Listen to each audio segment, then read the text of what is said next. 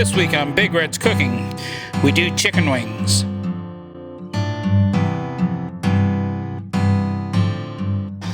Hi, and welcome back to Big Red's Cooking. As always, I'm Big Red. So this week, I'm gonna do chicken wings. You know, I know it's super popular. Everyone loves them. You know, most people like going out for them, but it's not always easy. It's not always convenient to go out.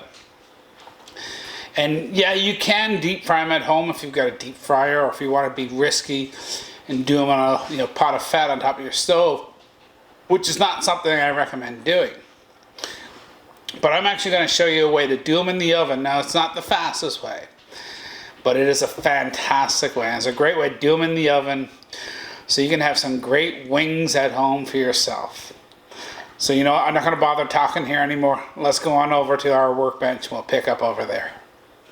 Alright, so to get started, I got a package of wings here I picked up at my local grocery store. And what we're going to do is we actually got to cut these down because they're not separated at all. Right?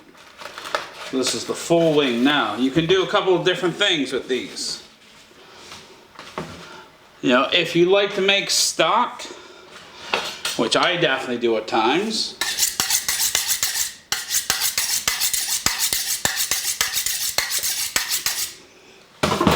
you can actually separate off your wingtip, freeze those up, you know, and they're great for stock. So these little pieces down here, lots of connective tissues, lots of gelatin, going to give your stock a lot of body. Personally, I love chewing on these pieces, especially when they're nice and crispy, so I tend to leave it attached.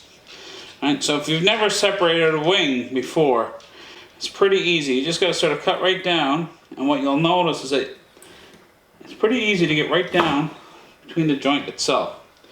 Toss that in there. So if you are going to separate it out, you can just cut right down through, do the same thing. And I say, I'm not going to bother separating these out. Of course, there's Tala and Cayenne. They know if I'm working, they are always hopeful when I'm working with meat that they're going to get a little tasty treat of some sort. Unfortunately, those guys are allergic to chicken, so they're not going to get any of this at all. Alright, so working with raw chicken, I want to get rid of this stuff right away. The less raw chicken stuff around, the better. Safety first. Alright, so the next thing we're going to do here is we're going to get a bit of a dry brine done. Alright, so what this is going to do, this is going to allow these wings to cure a little bit. Also going to allow for a lot more flavor, so the salt and the little bit of spice I'm going to use will get drawn right into the meat itself. So what I'm actually going to do, I want to make sure that this really clings to those wings quite nicely. So I'm going to take my granulated salt. I'm actually going to throw it in my salt, or in my spice grinder here. Now if you don't have a spice grinder, you know, go ahead and just use your granulated salt as it is. Now, I read about this technique a couple of years ago. I've never gone looking for the science behind it. I couldn't tell you. I'm certain it's probably because it's an alkali. But one of the tricks to getting a really nice crispy wing is a little bit of baking soda. And the other thing I'm going to do is I got some crushed red peppers here. Now this stuff isn't super hot.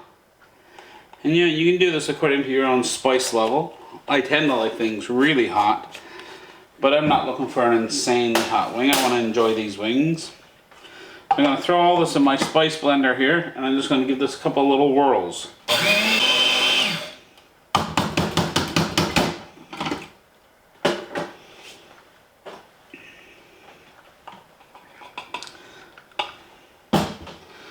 So what we're going to do now is we're just going to give this a little sprinkle over these wings and give them a good mix around.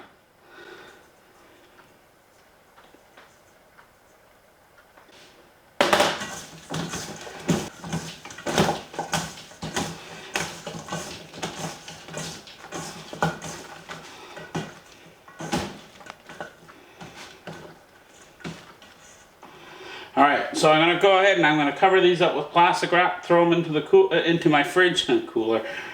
And I'm going to throw them in my fridge for a few hours till I'm ready to cook these. And we'll see you guys again in a few hours time there now. Alright, so I've actually already got my oven turned on and I've got it preheated to 275 degrees Fahrenheit. Now you might think that's a pretty low temperature, and it is. What we're going to do is we're actually going to slow cook these. So this is one of these things you don't do when you're in a rush. But there's not too often you just need wings. Pretty good chance if you're having wings, you're gonna be able to plan for this. So I've got it set to 275. I've also got a sheet pan here, and I was smart enough to cover it with a little bit of foil. And what we're gonna do is we're gonna put this on a rack. And the reason why we need that foil and why we're doing this at 275 is that this is going to allow that fat to really render out. And it's also going to give us a chance to really get that nice crisp skin that we want. Because we're going to do it at 275 for 30 minutes. And then what we're going to do is we're actually going to increase our temperature up to 450. And that's going to really crisp it up really nice at the end. But we'll have fully cooked wings. So for now, we'll just go ahead and spread these out. So if you don't have a baking rack like this, you can go ahead and just sort of lay it flat on the sheet pan. But it's nice if you have access to a rack that you can put them on. Because what that's going to do is allow that fat to drain down from them. And it's also means they're also going to be fully surrounded by the hot air, and you won't end up with, pieces that are touching the pan instead. And they just tend to cook a little bit nicer. No, none for you guys.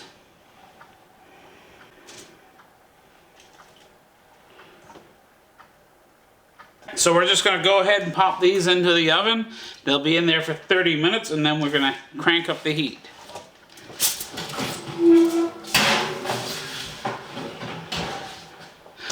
Alright, so our timer just went off. It's been a half an hour.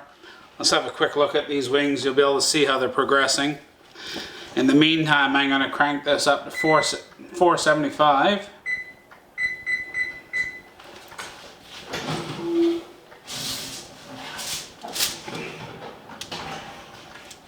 So you can see there's not a lot of cooking really is taking place. What this has done though is this has dried this out and it's starting to crisp up our skin for us. So we're going to we'll pop these back in. And I say we've cranked it up now to 475. And once it gets up to that temperature, then I'm going to let it go for another 10 to 15 minutes. And then we'll toss these in a bit of sauce. So we'll see you guys in a little bit. Alright, so our temperature is up to 475 now. And we can already see a big difference. So you can look now, we can see we're starting to get things really crisped up here nicely. So I'm going to go ahead and pop these back in. We're going to leave these in there at that temperature for about 10 to 15 minutes. And then we'll toss them with our sauce and we'll be good to go.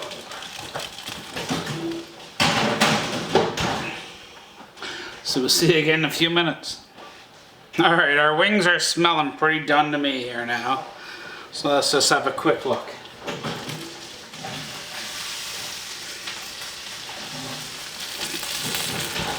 Oh yeah. So if you look, hopefully you can see this well on camera there. So these look like they've just come out of the deep fryer. They got really nice crispy skin. So what I'm going to do is I'm going to a glass container here, a little bit of butter. I'm just going to give this a quick zap.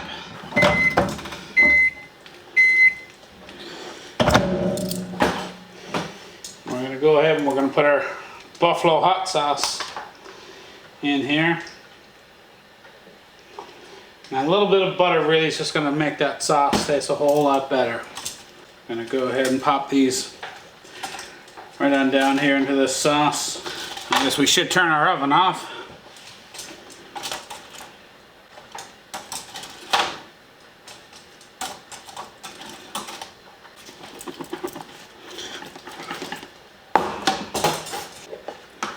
Oh, so you know what, I'm going to get a few of these put on a plate. We'll jump on over to our other counter over here. We're going to give a few of these a taste. I think these are going to be good. Don't those look awesome? They smell so good. Let's give this a try.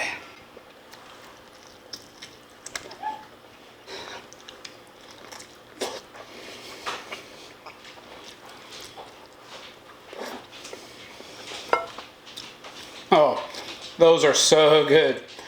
Probably hear Tala and Cayenne milling around. They're hoping for some. But that's as good as anything you're getting out of a deep fryer in the pub.